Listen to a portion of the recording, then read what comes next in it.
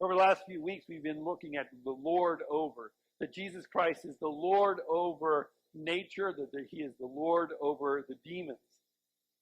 And it was a few years back whenever I got a phone call from a doctor. And she said, for the second time, Jeff, you have cancer. And the first time wasn't bad. It was the second time that it bothered me. For some reason, I felt a desperation in that second time. Like, is this going to be how it goes? Am I going to be pieces, parts cut off over time? Is it going to go down that pathway? And I felt a desperation in my soul, but that wasn't as bad as when we sat across a pediatric cardiologist, and the doctor said, your daughter's heart's messed up. And wasn't sure exactly at that point what it was. So he sent us to a plumber, and he was the electrician, and he tried to figure out which one it was. Was it electrical or was it plumbing? And it ended up being plumbing, and she has a fancy word called dilated cardiomyopathy. And she was told she shouldn't run again, but she ran anyhow and became an all-state runner, all-American runner 8 times in college. And she was told that she probably ought to watch having babies, but she's having her 3rd one this October. So she's a little bit of a disobedient person. But there is a sense of desperation when you hear those words, right? There's a sense of crisis within your soul. The disease has a way of making us feeling that sense of desperation, and we wonder what's next. We wonder what it could be, because disease typically moves, or often moves, particularly if it's bad enough, to death. And is Jesus the Lord over death? When it comes to death, we have questions in our lives, and they come at different times, at different stages. We wonder things like, how many years do I have left? We wonder who will be around me when I die. If we're married, we wonder who will go first. And what would that be like to live without the person we spent so many years together with? Are the things that I believe in capable of taking me to the end? Do I hold on enough to them? Is there really life after death? Am I ready to face death? And when I die, how will it happen? Will I be missed, or will the news of my death bring relief? Heaven, what will that be like? And when it comes to our death, or when it comes to our disease that comes into our lives, we wonder, and we can often feel very, very desperate. And today, we're going to look at 2 people who become very, very desperate. Both of them are, one's facing disease, the other one is facing an impending death of his child.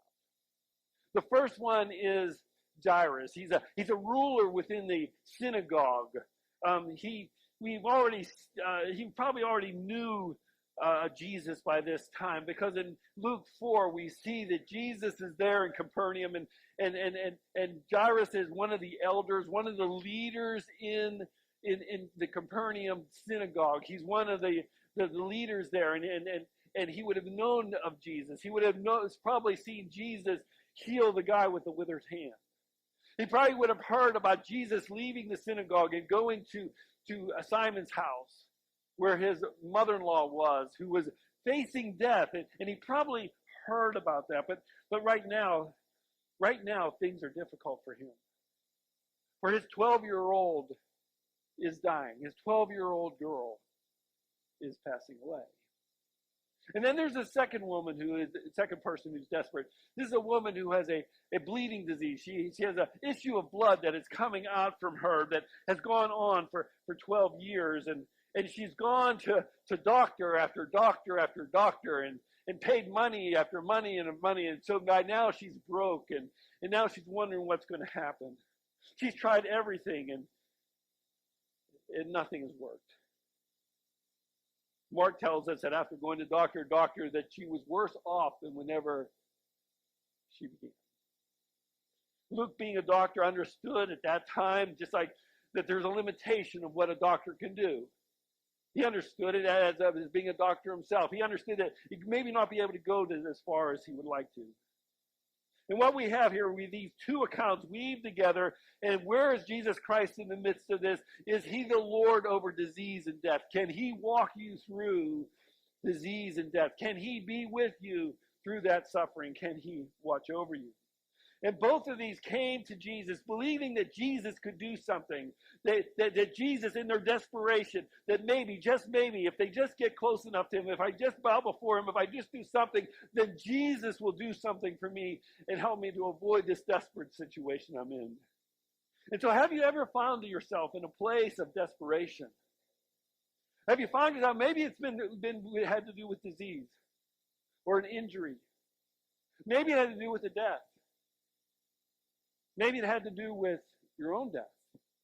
Or maybe it had to do with a relationship that gets severed, or a situation that just makes you feel like things are not working out the way they ought to. And in that desperation, you wonder, where do I go? Is there a way for me to go forward? So we want to turn to we want to turn to Luke chapter 8. Luke chapter 8, we're going to begin with the 40th verse. If you want to walk there with me, we're going to look at verse 40 first. It says, "Now when Jesus returned, the crowd welcomed him, for they were all waiting for him." Now Jesus is coming back from the other side of the lake. He was on the east side of the lake, and he comes back over to the west side of the lake, to Capernaum, where is basically his hometown base. It's where his home base is for his ministry, is in Capernaum. And the folks there did not know that Jesus had calmed the seas. They didn't know that he was Lord over nature yet. They didn't know that Jesus had taken out the demons, the 5,000 demons out of the man in the tombs. They didn't know that Jesus was the Lord over the demons. But they came out and they were anticipating Jesus, because they had seen Jesus do miracles before. They had seen Jesus teach before, and they were excited that Jesus was back in town. It was a big homecoming. Verse 41. "And there came a man named Jairus, who was the ruler of the synagogue, and falling at Jesus' feet, he implored him to come to his house, for he had an only daughter, about 12 years of age, and she was dying." Now here's Jairus. He's described as a ruler of the synagogue. He would have been one of probably up to 6 elders of this synagogue. He would have been a guy who helped organize the worship services, who organized the teaching going on. And this leader, a leader in the synagogue, humbles himself. He humbles himself, and he falls down at the face of Jesus. And he comes to Jesus' feet. And he begs Jesus, "Come, take care of my baby girl." His only daughter. Now, why would he do that? Why would he humble himself? Why would he bow down before Jesus? Because he's desperate. And when you're desperate, you'll do desperate things. You'll humble yourself, right? You'll do whatever it takes. It doesn't really matter. I love this kid. It doesn't matter. No one would have ever seen Jairus act this way. He, rather than having it all together as he normally would, his life was falling apart. Usually he would be in control, and life is spinning out of control for him. His emotions are just going crazy nuts right now. And he's wondering what God will do. His darling little girl that had brought him and his wife so much joy was dying. And he bows and he begs at the feet of Jesus. "Jesus, please do something." Have you ever been there? Have you ever been there where you're bowing and begging Jesus to do something? On Father's Day, I often think of my dad, right? That's what you do. And I remember December 30th, 1975. We were told that Dad was in the hospital. Our dad was strong, big guy. Healthy, at least we thought. And I remember begging, "Please, Jesus, heal my daddy. Heal him. Do something." Desperation. Do something, Lord. I need you. So what happens? Jesus heads. He heads out to go to Jairus' house. Look at verse 42. And he went, and people pressed around him. You can see this. Jairus being the leader, and people caring about him. He's one of the elders in the church or in the synagogue. They're pressing in on Jesus. They're all around him, and they're walking along, and they're pressing here. Jairus is in desperation. Do you think Jairus is pulling Jesus along? I get that picture. I get the picture that Jairus is going, come on, let's go. We don't have time for this digging around. Come on, let's go. Get out of the way. People, move out of the way. He's being his own a siren. Woo, woo, woo. He is telling people, get the heck out of the way. And maybe not that nicely. He wants people to move. And they're moving, but people are pressing in on him. And what happens? Verse 43. And there was a woman who had a discharge of blood for 12 years, and though she had spent all her living on physicians, she could not be healed by anyone. This woman had a chronic health problem. For 12 years, she goes to doctor after doctor after doctor. Have you ever been there? Where it seems like you just go to one doctor after another doctor after another doctor, and you're wondering if things are going to get better? Yeah, oh yeah. And then this ailment that she has probably started at puberty. She probably started around 12 years old. She's probably only about 24 years old. Life expectancy is about 40. So it's not like she has. So she spent half of her life with this bleeding thing. Okay. Now imagine this is before feminine hygiene products, and she has this discharge of blood, and because of that, a couple of things happen. One thing is she's anemic. She is tired all the time. She doesn't have enough blood. This is before iron pills. She's probably eating spinach like crazy. Just trying to get feeling decent. She's also religiously unclean.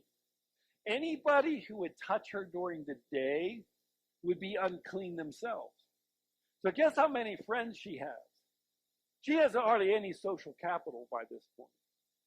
She doesn't have relationships because why? She's always unclean. Everybody who's near her are unclean. Everybody, that's just her life is like that. Everyone's avoiding her.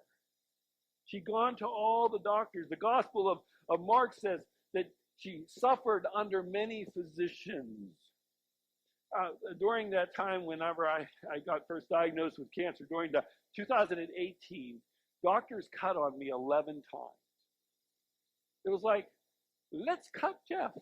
Let's cut him. And there's some scars that really look nasty on me. I know this face is surprising, but there's all kinds of stuff. Okay.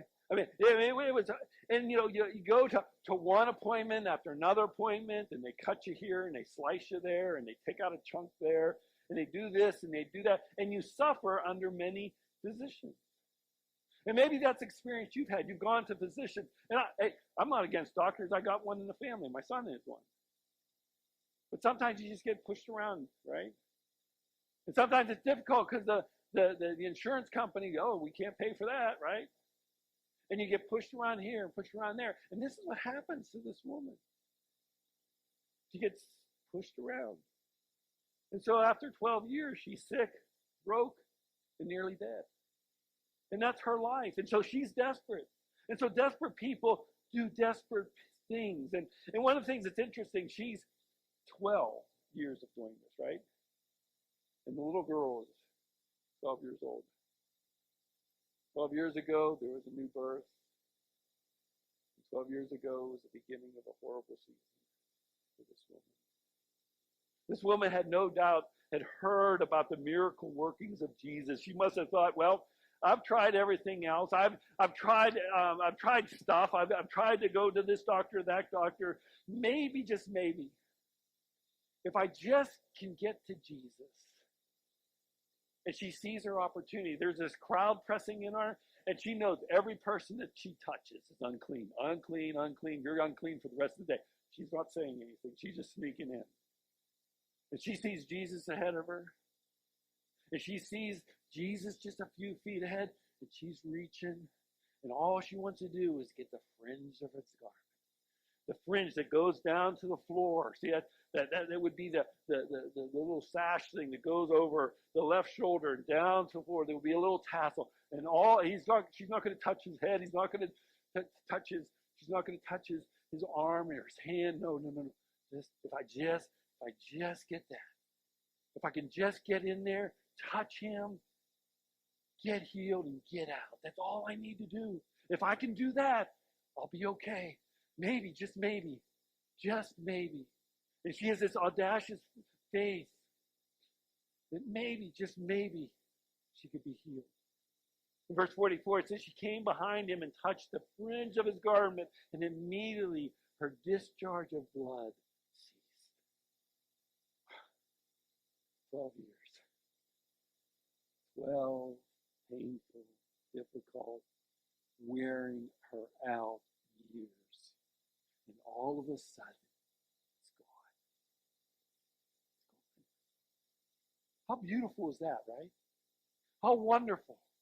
Her desperation leads her to an audacious faith that says, you know what, all I got to do is touch that fringe. All I got to do is do that, and I will be better. That's all I got to do. That's all that's got to happen. And she thinks she can just sneak away. She bows down before Jesus. She begs Jesus just like Jairus does, right?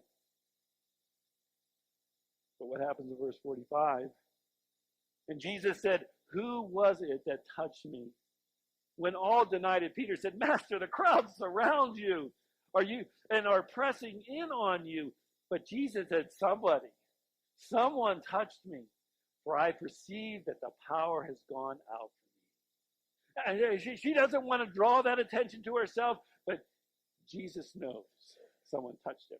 Jesus knows who touched him. Okay, he's God, right? It's not like he needs information. It's that he wants to give her the opportunity to glorify God. Give her the opportunity to honor God. Give her the opportunity to say, I am now clean. I can touch you and you can touch me and it'll be okay. I'm made new. I'm made different. It was the benefit of the woman, not for the benefit of Jesus. Now, it's interesting what happens. Verse 47, and when the woman saw that she was not hidden, she came trembling and falling before him, once again, bowing down before Jesus, right? And before him, declaring in the presence of all the people why she had touched him and how she had been immediately healed, basically giving glory to Jesus. She's desperate, now in a different way. And she falls before Jesus and gives him glory. Now, verse 48, look what happens here. And he said to her, Daughter, your faith has made you well. Go in peace. Daughter. You're not you don't have a relationship with anybody. Everybody treats you as unclean, but hey, you're my daughter. I now have a relationship with you. You have a relationship with me. He declares that. And he says, your faith has made you well. That word well there is the word sozo, which basically means now you're saved. You're made well. You're made whole. And peace be with you. Go in peace. That basically means the same. It means, guess what? You're complete. You're whole. You're complete in all ways. See, now understand, her faith has made her well. Her faith was a faith of action, wasn't it? It wasn't just that, oh, I believe Jesus can do something for me. Her faith moved her to action, to go to Jesus, to touch the fringe, to go and do something about it. And that's what she did there, right? That's what she did. And that was her part. She recognized that maybe, just maybe, nothing truly is impossible with God. Now, what happens next? Think where Jairus' head's at. This woman cut in line. She cut. She needs to go to the back of the line. I was here first. I'm the first one who's desperate, right? You've messed up. Hey, my daughter's going to die if you, hey, you cut. You cut in line. You slowed me this down. And so what happens? Look, verse 50. But Jesus, on hearing this answer, and this is, the answer was, let's go back down to verse 49. While he was still speaking, verse 49, someone from the ruler's house came and said, your daughter is dead. Do not trouble the teacher anymore. I was going, I knew it. I knew it. This guy cut in line, got in front of me, and now my kid's dead. Not fair. These people come from Jairus' house and says, your daughter's dead. She's gone. That's it. That's it. Don't bother. Don't bother the teacher anymore. Don't bother him. Could it be that nothing is impossible with God? See, for Jairus, this day is like the day of Job. Remember the day of Job? Things are going along fine, and someone comes up to him and says, oh, guess what? You lost all your animals. Oh, guess what? You lost all this. Guess what? You lost all your kids. And one right after another. There's no break in between. It's just bad news after bad news after bad news after bad news. And that's what's happening to Jairus here. And Jesus comes along. Look what he does. Verse 50. But Jesus, on hearing this, answered him, do not fear, only believe, and she will be well. And when he came to the house, he allowed no one to enter with him, except Peter and John and James and the father and mother of the child, and all who were weeping and mourning for her. But he said, do not weep, for she is not dead, but sleeping. Do not fear, only believe, she will be well. God could do the healing, but the human part is faith. The faith was, hey, Jairus, you've got to believe. You've got to place your faith. You've got to place your trust. Coming to Jesus was the right thing to do. She will be well. But the people of the house don't believe this, right? The people of the house says, no, she's dead. See, what happens is that when someone died back then, very, very quickly, professional mourners would be called in. I mean, like within minutes. The professional mourners would come in, and their job was basically to wail and cry really, really loud so that the mom's cry could not be heard. That's what it was about. It was about that happening. These professional mourners, they would be just really, really sure about the person being dead. In verse 53, it says, and they laughed at him, knowing that she was dead. Now, this isn't the laugh of humor. This is the laugh of cynicism. Yeah, right. She's just sleeping. Now, understand, when Jesus says she's not dead but sleeping, it doesn't mean she wasn't dead. It means that she's sleeping in the sense that she will rise again. That's the idea. And so verse 54, it says, by taking her by the hand, he called, saying, child, arise. He touches her. And guess what? Verse 55. And her spirit returned. And she got up at once. And he directed that something should be given her to eat. And her parents were amazed. And he charged them to tell no one what had happened. I want you to direct yourself to a couple things. First of all, Jesus says the girl was not dead, but sleeping. But it's the idea that the resurrection of the believers. We're often called that we are asleep when we're dead in the Bible. But we're not dead. We're sleeping because, guess what? The resurrection. The second thing is the command of Jesus was for her spirit to return to her body. When we die, when our body is no longer capable of holding the spirit leaves and goes and has a rendezvous with destiny, okay? Heaven or hell.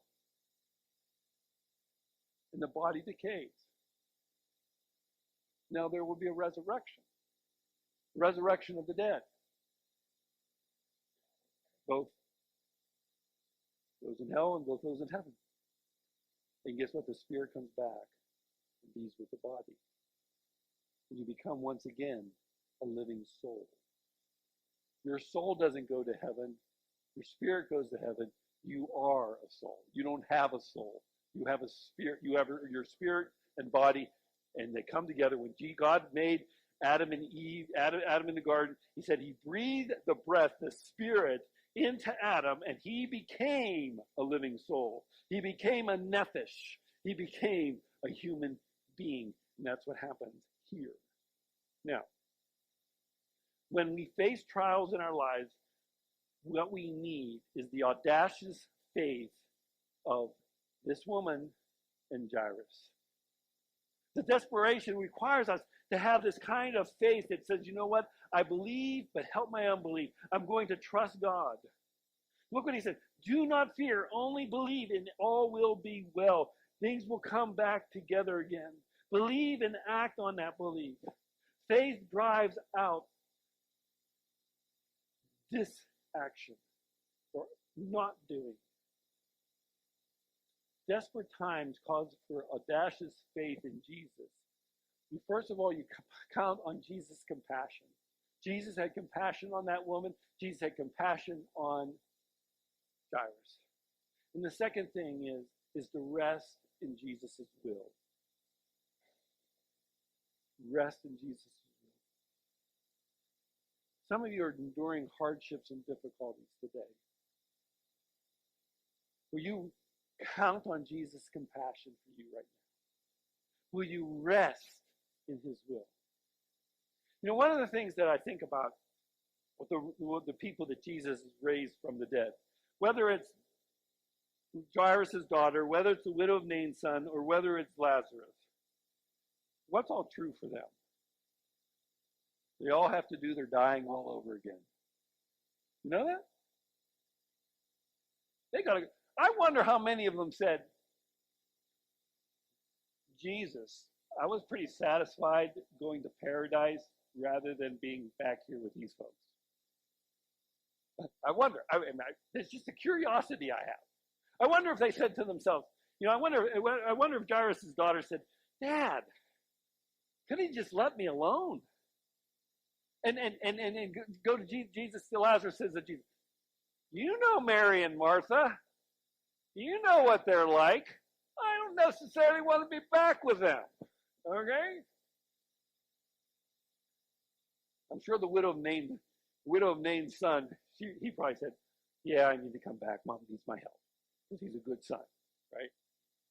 I wonder. And this woman who had the disease, did she eventually get another disease?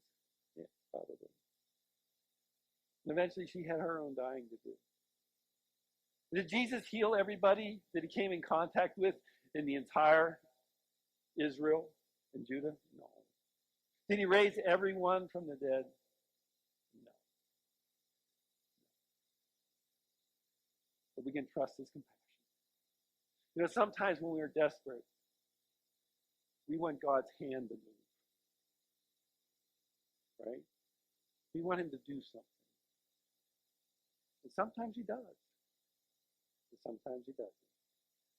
But even when you cannot see his hand, you can always trust his heart. You can always trust his heart. For there's times when God says no to you and to me. Sometimes he says no. Sometimes he says yes. Sometimes he says wait.